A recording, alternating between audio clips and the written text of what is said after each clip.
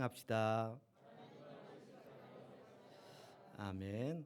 오직 하나님 앞에서 모든 것을 행하고 예수만 자랑하면서 하나님께서 기뻐하시는 삶, 또 하나님께서 예비해 놓으신 복을 충만히 누리는 저 여러분 모두가 될 수 있기를 간절히 소망합니다. 오늘 본문은 예수께서 12 제자를 부르시고 복음 전도대로 파송하는 가운데 그들을 격려하고 응원하는 그런 내용이 담긴 말씀입니다. 여러분 전도대 활동 해보신 분들 아실 거예요. 여러분들 어떤 마음으로 그 활동에 참여하십니까? 전도대 활동할 때 전도대로 나가면 만나는 사람이 다 호의적이지만은 않습니다. 뭔가를 준다고 하지만 됐어요 하고 팽개치기도 하고 보는 눈이 예사롭지 않는 분들도 있습니다. 물론 따뜻하게 고생하십니다. 저 어디 교회 다녀요 라고 하면서 응원해 주시는 분도 있지만 모두 우리를 대하는 전도대를 대하는 그런 분들의 반응이 제각기 다르다라는 것이죠. 그래서 전도대가 필요한 그런 마음이 어떻겠느냐, 마음이 어떠한 마음이 필요하겠느냐라는 것을 여러 가지를 말할 수 있겠지만 일단 말씀드렸다시피 만나는 분들의 그런 반응이 호의적이지만 않기 때문에 담대함이 필요할 것 같습니다. 담대함. 그렇게 반응했다고 해서 내가 주눅 들고 다시 집에 가고 다시 교회 오고 그럴 것은 아니죠. 담대함이 필요하고 또한 뭐가 필요할까요? 이것을 끝까지 해내리라 하는 사명감. 주님께서 나에게 맡겨주셨으니 우리에게 맡겨주셨으니 이것을 잘 해내리라 하는 그런 사명감이 필요할 것입니다. 그래서 전도대 인도자들은 거기에 맞춰서 찬양을 준비하고 메시지도 준비해서 전하기도 합니다. 이것은 바로 우리 주님께서 예수님께서 하신 방법을 따르는 것이라고 할 수 있습니다. 예수님께서는 제자들이 복음을 전하는 중에 당할 일들을 생각하시면서 그들을 격려하고 응원해 주셨습니다. 특히 오늘 본문은 예수님께서 제자들을 보내실 때 그 심정이 어떠한지를 전해주고 있는데요. 16절을 보면 양을 이리 가운데로 보낸 것 같도다라고 전해주고 있습니다. 여러분 양은 어떻습니까? 양 순하죠. 온순하고 온순한 양이라고 표현합니다. 제가 양씨입니다. 여러분 보기에도 온순해 보이죠. 네, 수은합니다. 근데 양의 특징을 보면 스스로 자기를 지켜낼 수가 없습니다.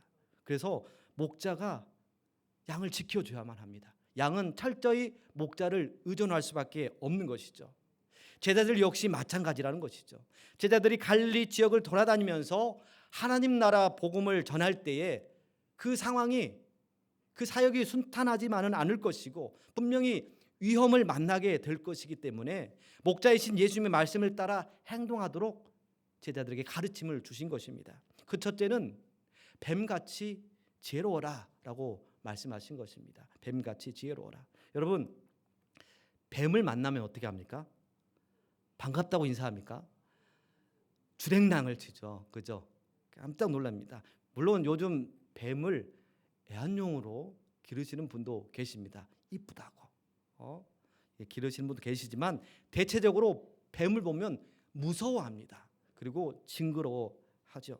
그래서 우리가 어디 가다가 산에 가든지 할 때 뱀을 만나면 우리는 무조건 깜짝 놀랍니다. 그런데 더 깜짝 놀라는 것은 바로 뱀입니다. 뱀이 더 깜짝 놀라요. 그렇죠? 그래서 뱀이 우리 사람을 만나면 어떻게 해요? 쑥 먼저 도망가게 되는 것이죠. 뱀의 특징이 있습니다. 먼저 공격하지 않으면 선제 공격하지 않는다라는 것이죠. 먼저 피한다는 것입니다. 뱀의 지혜가 여기에 있습니다. 자신의 안전을 위해서 방어하고 피한다라는 것이죠.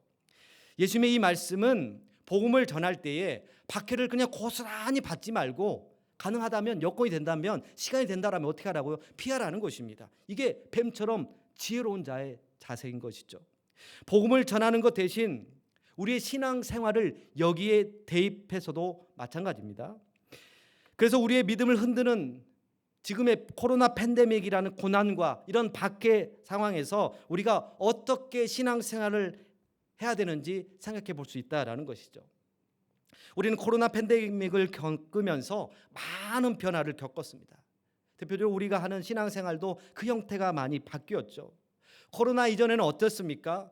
서로 얼굴을 마주하며 모이게 힘썼습니다. 늘 모여서 예배드리고 공부하고 전도대하고 뭔가 자꾸 해보려고 했습니다. 그래서 성경 공부도 하고 또 여러 가지 수련회와 같은 훈련도 해보고 심지어 교제, 식사도 하고 차도 마시면서 그런 친교 모임도 가졌습니다. 그러나 코로나를 겪으면서 어떻게 변했어요? 비대면 예배, 거리 두기 예배, 어디 점을 이렇게 딱 쪄서 여기 앉으세요라고 표시를 해놓죠. 그리고 온라인 예배, 이게 깊이 자리 잡게 되었습니다. 모두가 이 코로나 바이러스를 처음 겪는 일이기 때문에 어떻게 해야 될지 온 세계가 다 당황했습니다. 백신도 없죠. 치료제는 더더욱 없습니다. 그런 상태에서 어떻게 해야 할지 모두가 다 온 세계가 다 모색했습니다. 그래서 최선의 방책으로 어떻게 했어요? 외출을 자제하십시오. 많은 사람이 모이지 마십시오. 밀집을 금했습니다. 또 사람들 간에 그 거리를 두도록 했습니다. 최소 1.5m, 2m, 부부 사이에도 떨어져. 큰일 납니까? 여튼 이런 방법으로 코로나 바이러스를 피했던 것입니다. 교회도 정부 정책에 따라서 동참했죠. 그런데 한편으로는 어떤 성도님들은 이렇게 온라인 예배 드리는 게 예배 같지 않다. 하나님께 어떻게 이렇게 화면을 보면서 예배를 드릴 수 있냐 하면서 상당히 불편해 하시는 분도 계셨고, 또 어떤 분은 왠지 코로나 바이러스에 맞대응해서 우리가 또 기도하고 또 더 모여서 예배 드리는 게 더 믿음 있는 태도가 아니냐 이렇게 주장하시는 분도 계셨습니다. 그러나 주님께서 분명 뱀같이 지혜롭게 행동하길 제자들에게 일러주셨습니다. 뱀처럼 위협 앞에서 피하는 것이 일단 그것이 지혜가 될 수 있다라고 가르쳐 주신 것입니다. 구체적으로 오늘 본문 17절에서 예수님은 공회에 넘겨주고 또 채찍질하는 자들이 있고, 즉 무슨 말이에요? 복음 전도자들을 박해하는 자들이 있을 것이라는 것이죠. 그들을 어떻게 하라고요? 삼가라라고 이렇게 17절에서 전해주고 있습니다. 복음을 전하며 무조건 부딪히고 대항하며 싸울 것이 아니라 주의하고 조심하며 방어하라고 예수님께서 제자들에게 가르침을 준 것입니다. 23절도 동일한 의미로서 말씀해 주셨습니다. 우리 함께 23절 다시 한번 읽어보겠습니다. 시작. 이 동네에서 너희를 박해하거든 저 동네로 피하라. 내가 진실로 너희에게 이르노니 이스라엘의 모든 동네를 다 다니지 못하여서 인자가 오리라. 아멘.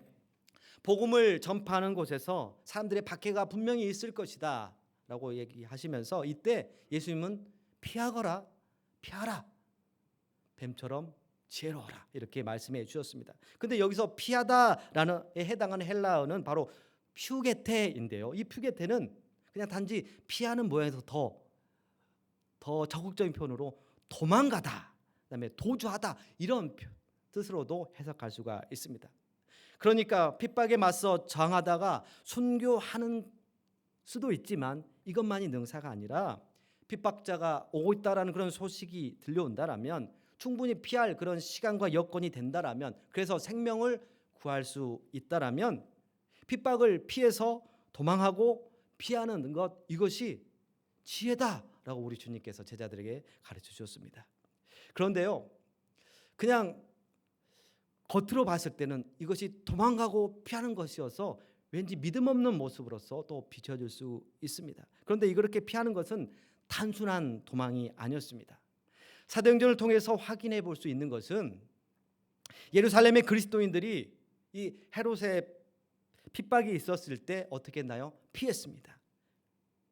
그리고 그 피해서 여기저기 피해서 숨은 그곳에서 오히려 복음을 전해서 예루살렘에 머물렀던 이 복음이 유다와 사마리아와 땅끝까지 전파되는 그런 일이 벌어지게 되었다라는 것이죠. 우리 사도행전 8장 1절, 사도행전 8장 1절 함께 읽겠습니다. 시작. 사울은 그가 죽임 당함을 마땅히 여기더라. 그날에 예루살렘에 있는 교회에 큰 박해가 있어 사도 외에는 다 유대와 사마리아 모든 땅으로 흩어지니라. 아멘.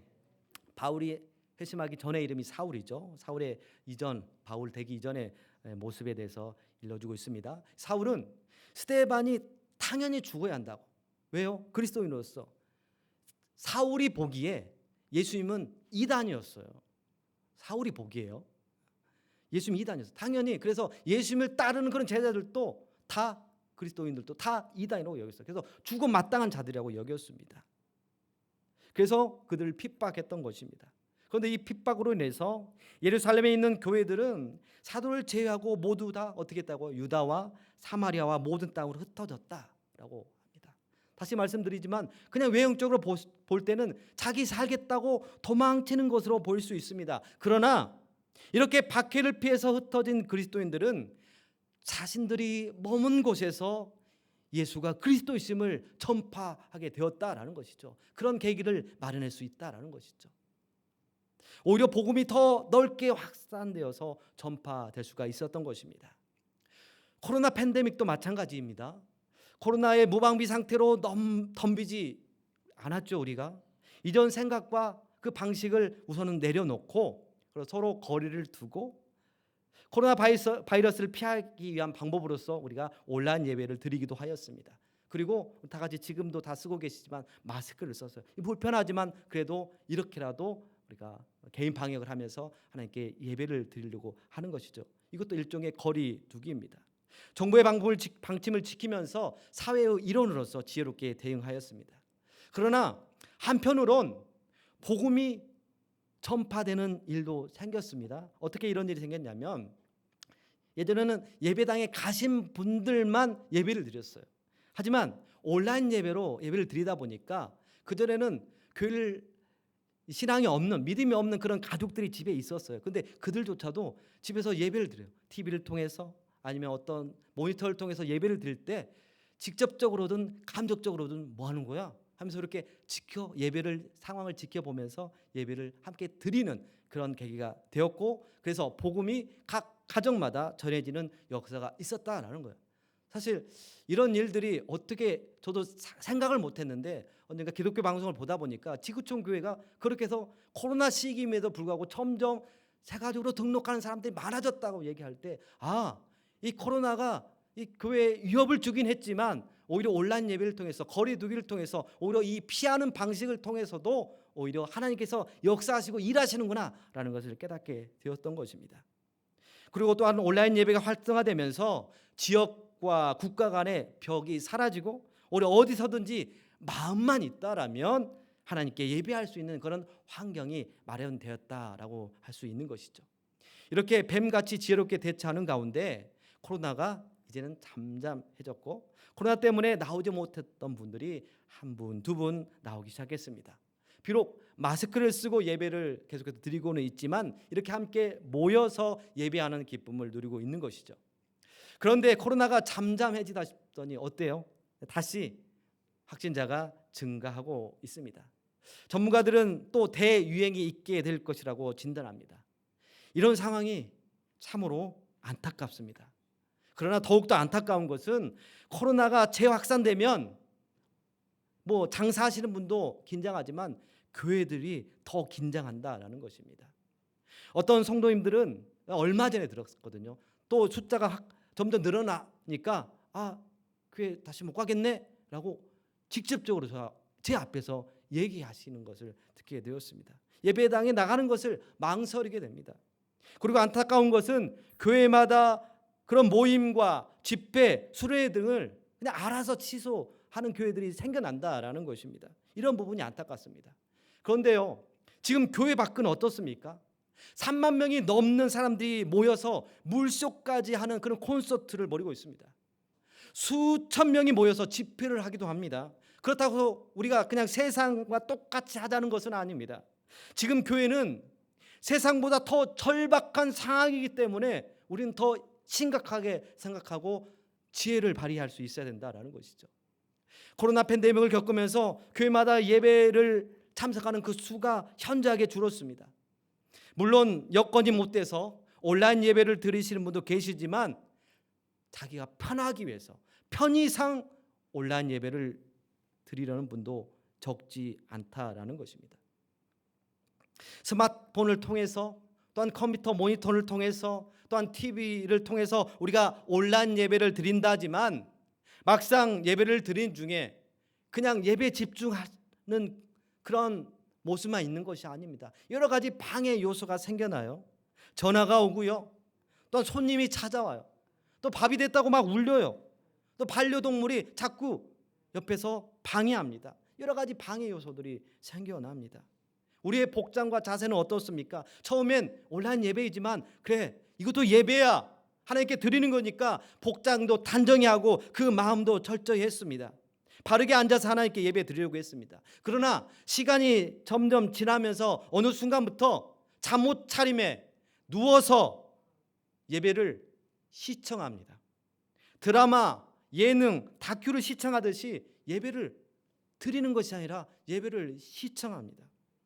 그래서 마음과 뜻과 정성을 다하지 못하는 예배를 드리기도 합니다. 더 깊이 들어가 보면 어떻습니까? 예배는 해도 되고 드려도 되고 안 해도 된다. 이것은 마치 취미 생활처럼 이 예배를 생각하시는 분들이 없는 것 같죠. 근데 그 모습을 보면 꼭 그렇게 보인다라는 것입니다. 하나님 우리의 생명의 주인이신데 바이러스로부터 우리의 생명을 보호해 주시고 지켜주시고 우리의 삶을 인도해 주시는 분이 우리 하나님이심을 인정하며 예배 드림에도 불구하고 그런 마음 자세로 드리는 분들이 이 코로나 때문에 그렇게 점점 생겨나게 된다라는 것입니다. 다시 교회 밖을 말씀드리자면 어떻습니까? 회사도 갑니다. 학교도 갑니다. 가족 모임도 합니다. 친구 모임도 합니다. 그리고 자신의 취미 생활도 다 합니다. 그래서 예배는 늘 후순위로 넘어가 버립니다. 신앙이 애초에 어린 신앙이어서 그럴 수도 있겠지만 코로나 팬데믹을 경험하면서 믿음이 약해지고 우선순위, 교회, 예배, 하나님 이런 우선순위가 자꾸 뒤로 물러가게 된 것입니다. 제가 중고등부를 담당하고 있는데요. 학생들도 마찬가지예요. 교회에서 온라인 예배 드리잖아요. 그리고 여러 가지 활동이 없어 있잖아요. 그러면 그 다음 그 시간들을 뭘로 채우게 해요? 애들 공부는 학원 가는 시간으로 채워요. 또 자기의 노는 시간으로 채운다고요. 이런 시간들로 자꾸 채우다 보니까 교회에서 하는 모든 예배를 중심으로 하는 모든 것들이 자꾸 뒤로 물러가요. 오히려 시간이 빼앗겨버리는 안타까운 심정이 지금 올라옵니다. 그래서 또한 온라인 예배를 드리다 보니까 개인으로 드리잖아요. 그러니까 개인이 드리다 보니까 개인화가 돼버렸어요. 그래서 각자의 자리에서 예배를 드린다 하지만 그 형태가 잘 드러나지 않다 보니까 자꾸 이제는 숨은 예배자가 되어버립니다. 숨은 신앙인이 자꾸 많아지게 된다는 것이죠. 그래서 물론 이전에도 가나안 성도, 거꾸로 하면 안나가 성도죠. 이 가나안 성도가 분명히 있었습니다. 하지만 그 코로나를 겪으면서 가나안 성도가 더더욱 많아지게 되었다라는 거죠. 자꾸 성도들이 숨게 됩니다. 이런 상황에서 우리는 다시 우리의 신앙을 점검해 봐야 한다라는 것입니다. 지금껏 우리는 뱀 같은 지혜로 무엇보다 국률하신 하나님의 은혜로 코로나 팬데믹에 대처해 왔습니다. 그리고 이것은 2보 3보 전진을 위한 1보 후퇴에 대한 그런 모습이기도 하였습니다. 그러나 한편으로 신앙생활이 나태해지고 있다라는 영적 게으름에 빠지고 있는 우리들이 아닌가 한번 돌이켜보자라는 것입니다. 그래서 우리는 예수님께서 가르쳐주신 또 다른 한 가지를 잡아야 합니다. 오늘 본문 16절 마지막에 이렇게 정하죠. 그게 바로 둘째 가르침입니다. 둘째가 뭔가요? 바로 비둘기같이 순결하라 이렇게 말씀하십니다. 이제는 우리가 비둘기같이 순결해야 할 때인 것입니다. 코로나 바이러스에 어떻게 대응해야 할지 우리는 2년 반이라는 시간 동안 잘 배워왔습니다. 그러니 지금은 코로나 바이러스라는 박해와 고난 앞에서 당당하게 신앙을 지켜나가야 할 때라는 것입니다. 예수님은 비둘기같이 순결하라고 하셨습니다. 성경에서 비둘기는 순결을 상징합니다. 순결은 결백한 상태, 죄 없는 상태를 가리키죠. 특히 복음서에서 예수님께서 요단강에서 세례자 요한에게 세례를 받으시고 올라오실 때에 하나님의 성령이 비둘기같이 임하셨음을 전하고 있습니다. 그래서 예수님은 죄가 없으시기 때문에 세례를 받지 않으셔도 되지만 그러나 예수님은 세례를 받으심으로써 죄 씻음을 위해서는 반드시 세례가 필요하다라는 것을 인간의 대표로서 참 인간으로서 우리에게 모범을 보이셨던 것이죠. 이처럼 비둘기의 순결은 곧 죄 없는 상태, 죄가 씻겨진 상태를 가리키고 있습니다. 그런데 오늘 본문의 맥락 속에서 보자면 비둘기같이 순결하라는 그런 명령은 뭘까요? 바로 박해 속에서도 신앙을 지켜 나가라는 명령입니다. 예수님은 제자들이 공회에 끌려가고 채찍질 당하고 미움을 받을 일이 분명히 일어날 것이라고 말씀하십니다. 그래서 실제로 그렇게 했습니다. 그런 고난을 당하는 가운데서도 예수님의 가르침에 따라서 분명히 그들은 비둘기같이 순결하여서 그 신앙을 굳건하게 지켰고, 심지어 제자들과 많은 또 사도들과 또 주님을 따르는 그리스도인들이 순교를 당했다라는 것을 우리는 잘 알고 있습니다. 그렇다면 우리에게는 어떻습니까? 지금 우리에게는 어떤 일이 일어날까요? 지금 정부의 코로나 방침은 뭔가요? 자율방역, 과학 방역이라고 하는데요. 자율방역이에요. 그래서 특별한 제재를 하지 않는 상태입니다. 그렇기 때문에 우리가 개인 방역을 하는 가운데 예배당에 모여서 예배를 드리고 또한 수련회와 집회를 한다고 해서 법적으로 문제될 게 전혀 없다라는 것입니다. 그렇다면 우리가 신앙을 지켜 나가는데 어려움은 없다는 것입니다. 그렇죠. 결국 내가 코로나의 상황 속에서 영적인 게으름에 빠지지 않고 더욱더 하나님을 붙들겠다라는 결단과 의지가 지금 이 시대에 필요하다라는 것입니다. 오늘 본문은 말합니다. 우리 20여를 다 같이 읽도록 하겠습니다. 오늘 본문 22절 시작. 또 너희가 내 이름으로 말미암아 모든 사람에게 미움을 받을 것이나 끝까지 견디는 자는 구원을 얻으리라. 아멘. 끝까지 견디는 자는 구원을 얻으리라. 아멘. 이제는 견디는 믿음, 인내하는 믿음이 필요한 때입니다. 코로나의 두려움을 이겨내고 영적인 게으름에서 벗어나 우리의 신앙을 지켜 나가는 자에게 분명 주님께서 구원을 약속하셨습니다. 주님께서 말씀하시는 구원이 궁극적으로는 하나님의 나라에 들어가는 것이겠지만 당시로 볼 때는 뭐겠어요? 핍박이 끝나는 구원일 수도 있다라는 것이죠. 그러므로 우리는 코로나 상황 가운데서도 비둘기같이 순결하게 신앙을 끝까지 지켜나간다면 하나님의 구원의 약속을 누리게 될 줄로 믿습니다. 코로나는 반드시 끝날 것입니다. 나아가 코로나가 아무런 문제가 되지 않는 때를 하나님께서 분명 우리에게 허락하여 줄 줄로 믿습니다. 코로나가 재확산되면서 우리의 믿음을 흔들고 있습니다. 오히려 이 코로나가 또 우리를 어쩌면 우리의 믿음을 박해하는 것으로도 볼 수 있습니다. 하지만 이런 상황 가운데 코로나가 우리를 공격해 오더라도 우리는 코로나의 피해자가 될 것이 아니라 비둘기같이 순결함으로써 믿음을 굳건히 지켜나가 믿음의 수혜자가 될 수 있기를 주님의 이름으로 축복합니다. 우리 다 같이 기도하겠습니다. 은혜의 하나님, 코로나가 창궐하는 가운데서도 뱀같이 지혜롭게 대처하게 하시고 거루두기의 방식을 통해서도 복음이 각 가정마다 세계 곳곳마다 벽 없이 전할 수 있도록 역사하여 주시니 감사합니다. 하지만 한편으로 영적으로 나태해지는 성도가 많아지고 있고 숨는 성도도 많아지는 안타까운 현실입니다. 하나님, 다시 일어설 수 있도록 모든 교회들 가운데 성도들 10년 가운데 성령 충만함을 허락하여 주시옵소서. 하나님, 다시 대유행의 조짐이 있는 이때에 겁먹고 숨는 일이 없게 하여 주시고 이제는 비둘기같이 순결하도록 용기를 다하여 주시옵소서. 끝까지 견딤으로 약속하신 구원을 맛보게 하여 주시옵소서. 이 시간에 마음을 담아 예물 드린 손길이 있습니다. 하나님께서 그 삶과 또 그 기도를 하나님께서 보시고 응답하여 주셔서 하나님께서 우리의 삶의 참 주관자이시고 하나님이 함께 하시기에 우리 삶이 형통한 삶임을 늘 간증하는 삶이 될 수 있도록 은혜를 베풀어 주시옵소서. 감사하고 우리 주 예수 그리스도 이름으로 간절히 기도하옵나이다.